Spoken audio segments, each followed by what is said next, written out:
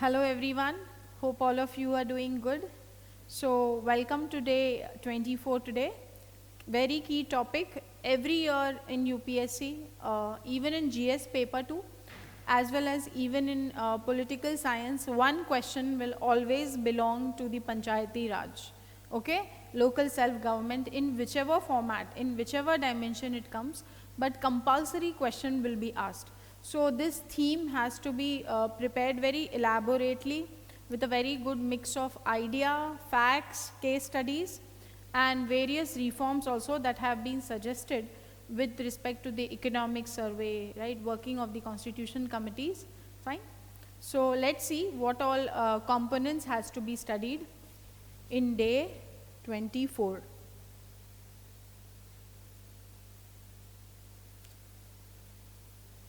So yes, with respect to firstly the concept of local self-government, grassroots democracy, right, you have to give the view of various thinkers.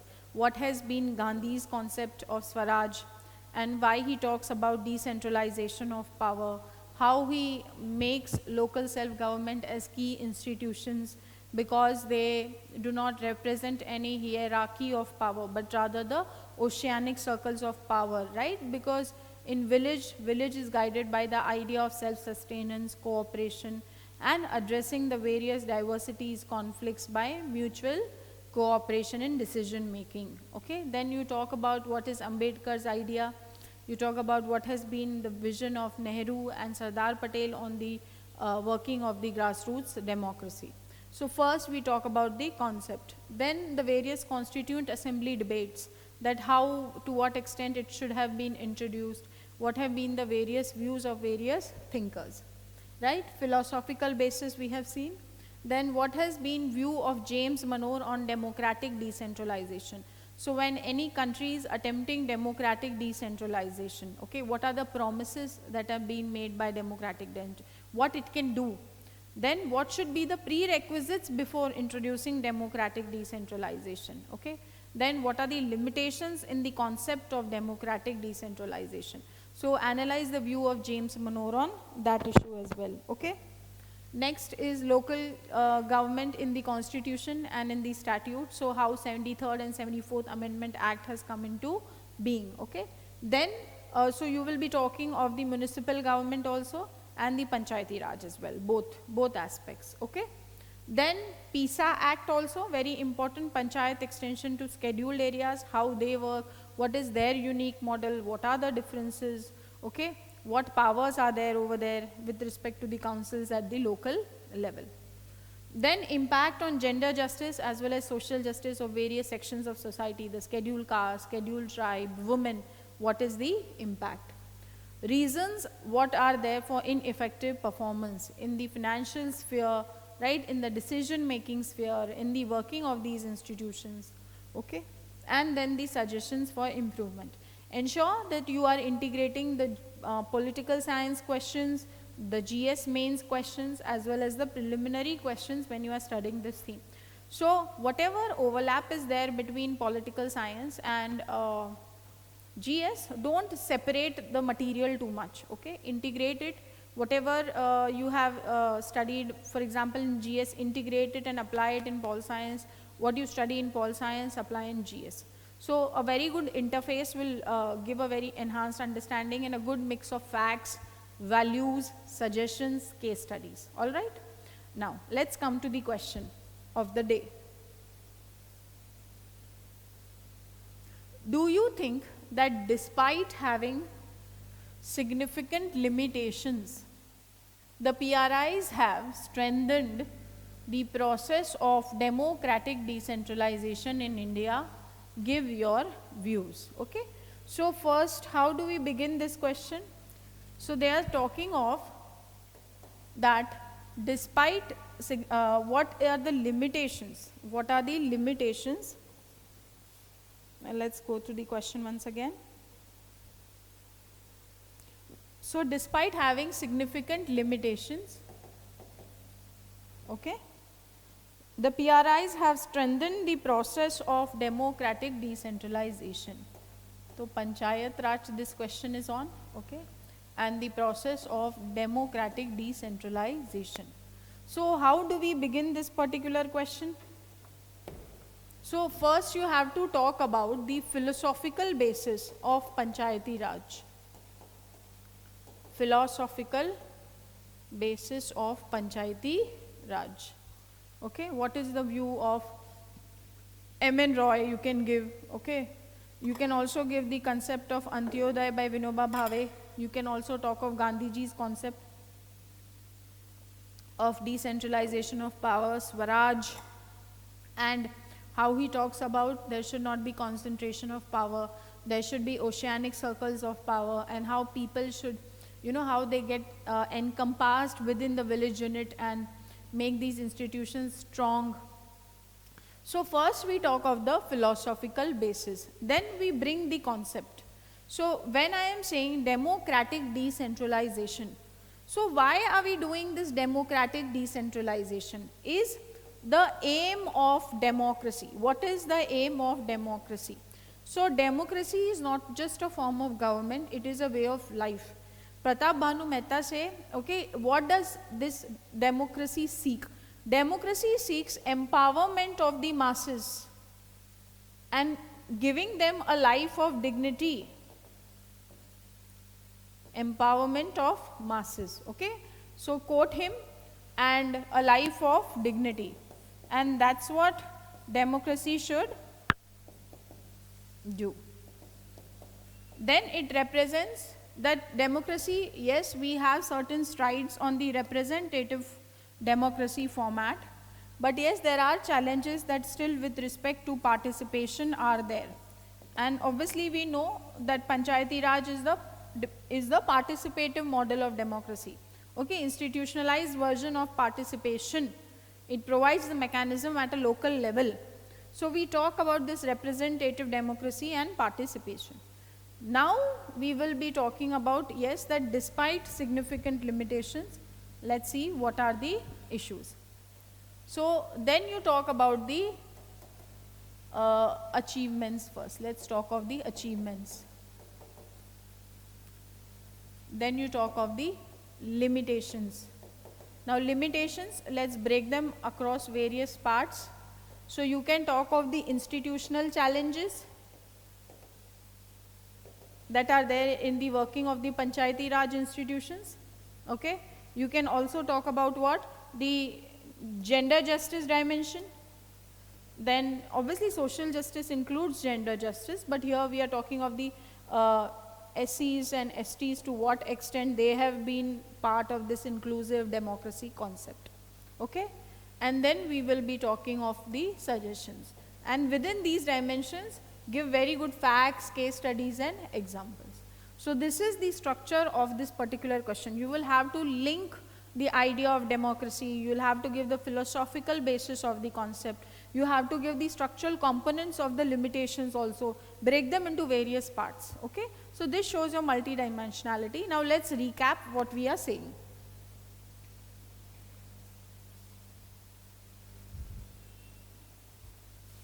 So the various debates, Gandhiji was what? Deeply skeptical about concentration of power, and that's why he said in a centralized state and deep interest in self-sufficiency of local governments. Thus he advocated to empower panchayats at the grassroots level.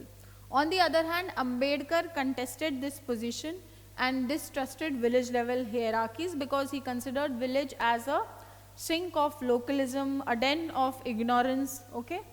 And Nehru and Patel, they were ambivalent, okay. So yes, they directed to sustain the institutions of central government, but Nehru was very much aware about what can be the promises of such grassroots institutions in the future, all right. So that's why if we have the Etawah project is like a very good example in how he believed that self-government through panchayats can be done. So then we talk of the concept of democracy. So democracy, not just a form of government but a way of life. And what does Pratap Bhanu Mehta say? That it is a dream because it is the way which leads to empowerment of masses and achieve a life of dignity. India is the most successful example of democracy in the third world. So though as representative democracy, we have many strides, but participatory democracy remains much to be accomplished. The effort towards democratic decentralization got boosted after 73rd and 74th Amendment Acts.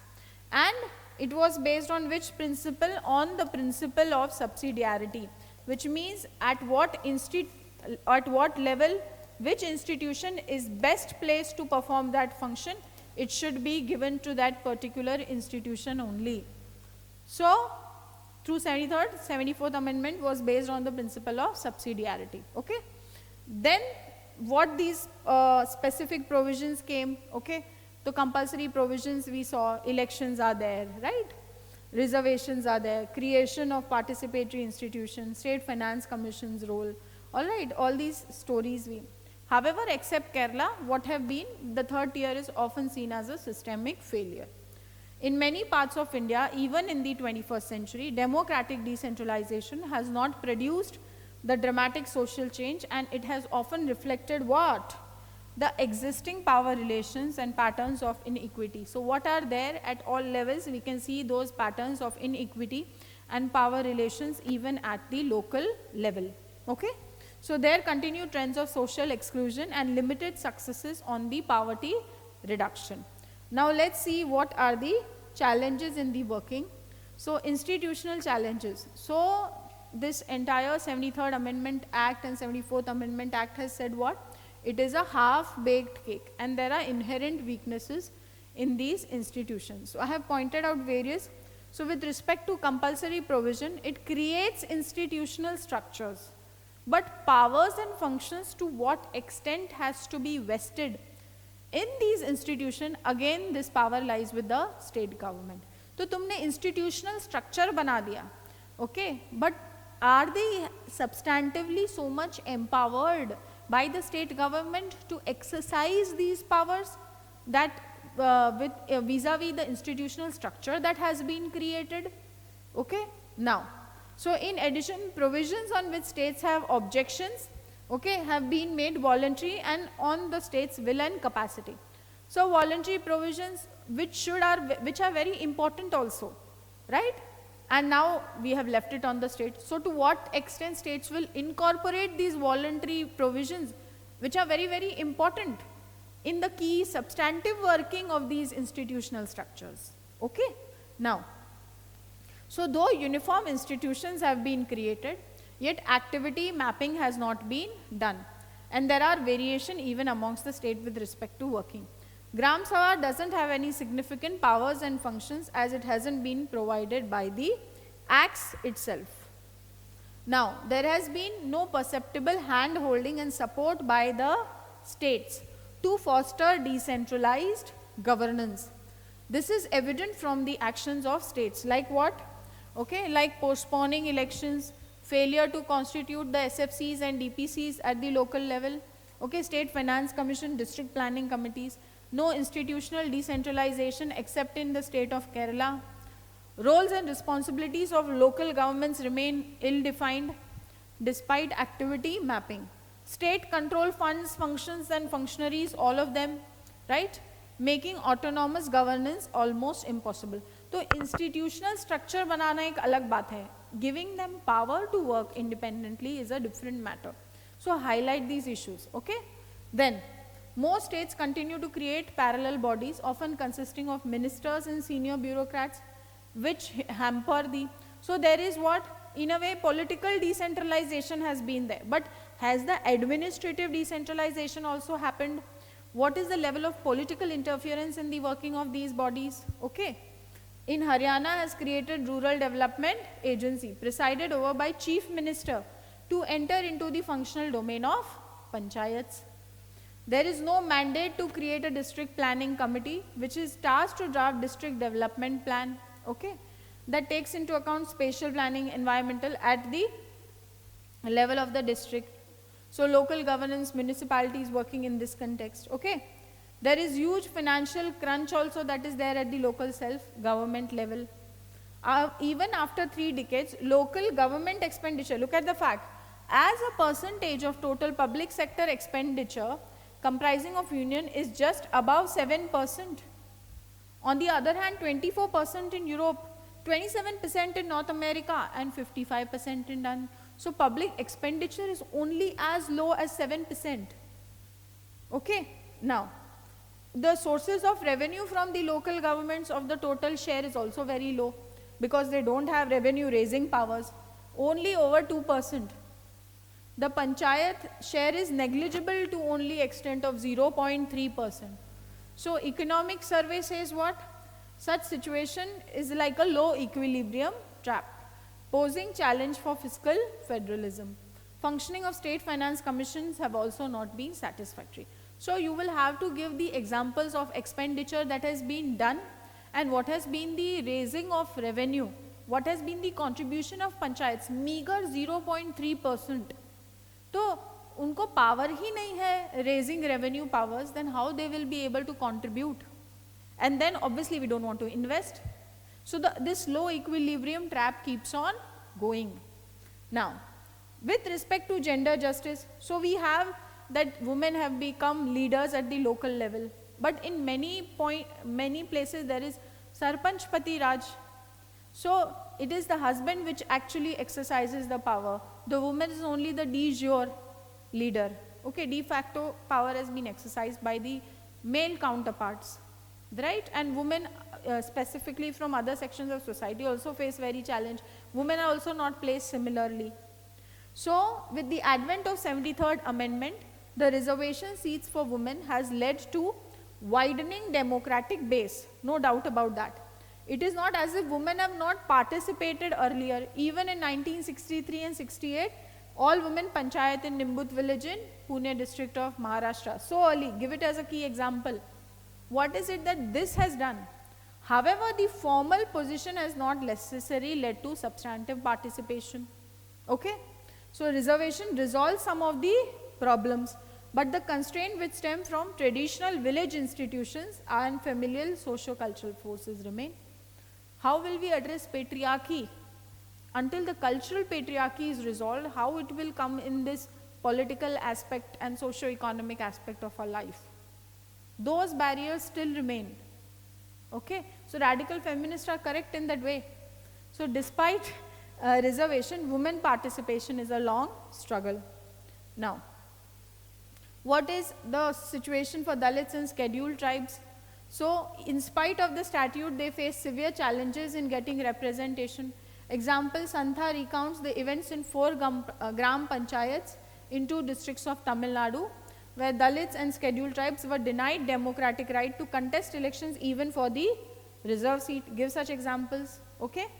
Then Matthew and Matthew say that this is mainly because of lack of awareness. What is the reason? Lack of awareness and feeling of deprivation among the disadvantaged groups. Okay, that their views are not taken seriously, right? So leaders, as leaders, to what extent what they are saying, people are listening to that, following that. They also lack this kind of confidence, all right? And their voices are not if the leadership is from the dominant caste. Deshpande and Murthy also argued that long-term solution lies in increasing the levels of awareness in these sections of society. Okay? Beher suggests that participation in higher in areas where there is greater activity of the NGOs of these sections of society. Okay? So, however, for the success, so we have spoken of limitations. We spoke of the need for democratic decentralization in a country like India, what advantages it will have.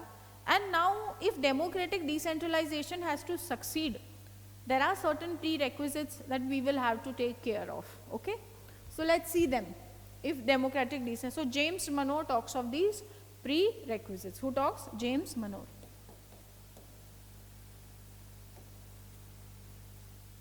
Firstly, so first, adequate power must be provided to the elected councils.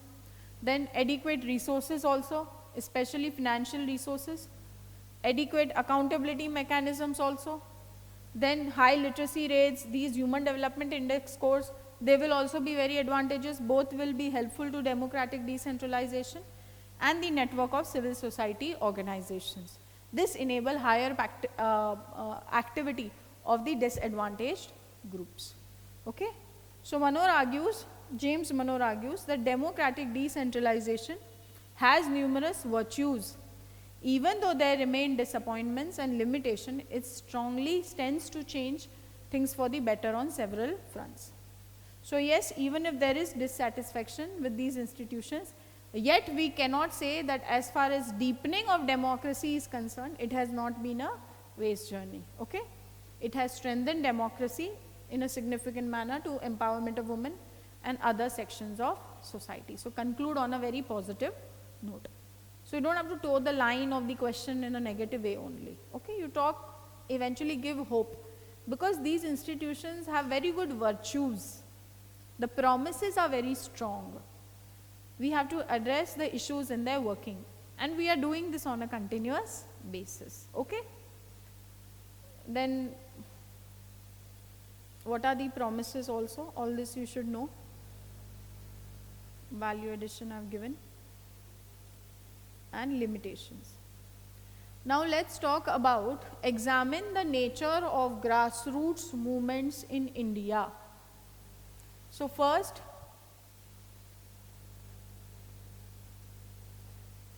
in this question, question 2, nature of grassroots movements in India. Okay? So first you have to talk about what is a grassroots movement. What is the meaning? It is an organized effort which has been taken by what? Certain individuals or groups in a sustained direction, right? To address the issues that are hampering that level or sections of society. So it is a very organized effort. RTI, Seva, Barefoot College, organized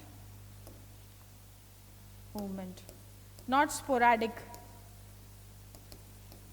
And grassroots movement is not only like a movement against an issue.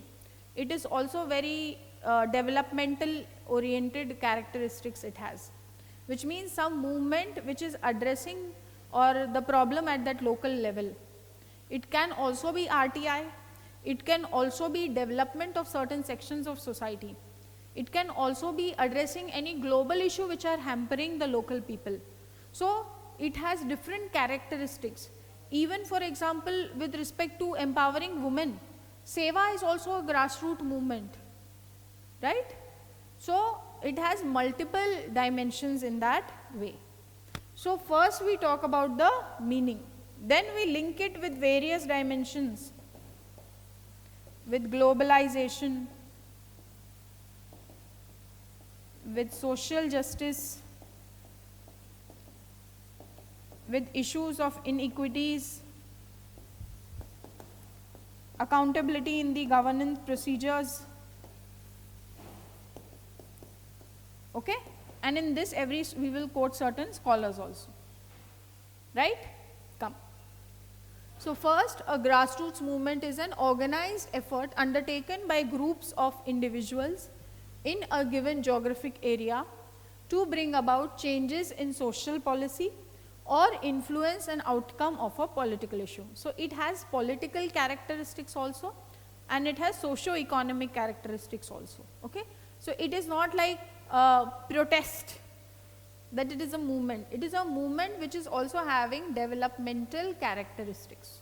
Now, so today grassroots movement influence social issues like racial injustice, reproductive rights, climate change, income equality, affordable housing, multiple things.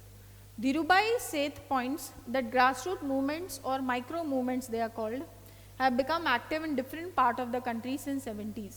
They represent the desperate struggle of the economically deprived, marginalized and socially excluded sections of society. So it is voice of the social excluded sections of society according to Dhirubhai Seth.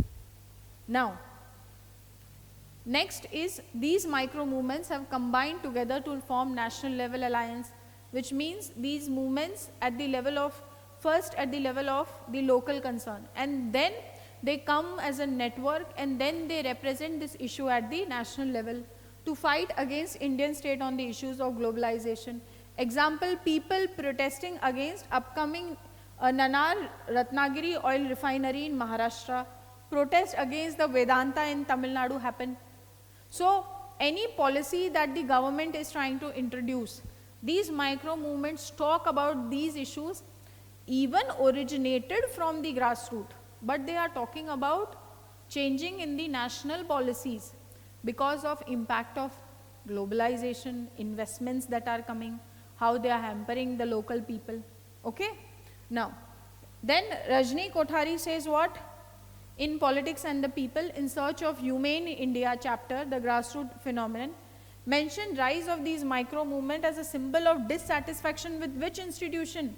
With parties and institutional decline, which means Parliament has not been able to address the representative politics. Parties have not taken up certain issues. So we hardly have green parties in India who talk about such kind of issues. So when they have not taken up issues, people take up the issues. So Rajni Kothari is saying these grassroots movements are emerging because of institutional decline. Representative politics has failed. Okay? Now, so there is a decline of parliament and disconnect between people and their representatives. Okay? Political parties have abandoned certain movement aspect of politics and have reduced themselves to the electoral machines. Then Hema Ganga Gupta and Olaf Polman in the Human and Environmental Security in Era of Globalists says that towards failures of spontaneous movements in the absence of political support. Okay? So spontaneous movements don't succeed. Long-term organized movements addressing developmental issues succeed. Okay? So there is no green party in India which can highlight issues facing poor and vulnerable. Even the mainstream media controlled by corporate sector does not address this. Okay? That's why these movements emerge. Then Shekhar Pathak in Chipko movement talks about the grassroots movement that spread throughout Uttarakhand. So success story of Chipko has been pointed out. Okay? Then you can give examples like case studies of grassroots movement, Barefoot College in Rajasthan and Tilonia, how they are training the women of next generation. Then those women again, sometimes they become skilled artisans, they become teachers, they become physicians like dentists. So they operate these, they do these surgeries for the local people. And then these teachers, those who were students earlier, they become trainers for the next generation.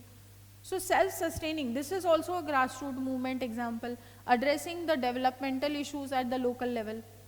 Okay? Then association of single women alone, this is also addressing issues of these women. That can also be known as a grassroots movement, which has emerged from below. And it can be associated with, because the green parties, because the representative institutions don't take up, institutions, mainstream focus has not been there. So the local people do an organized effort in this direction. Okay?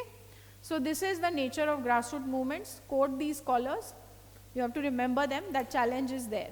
And very well study the Panchayati Raj. Very important for exam. Okay? Thank you so much. All the very best.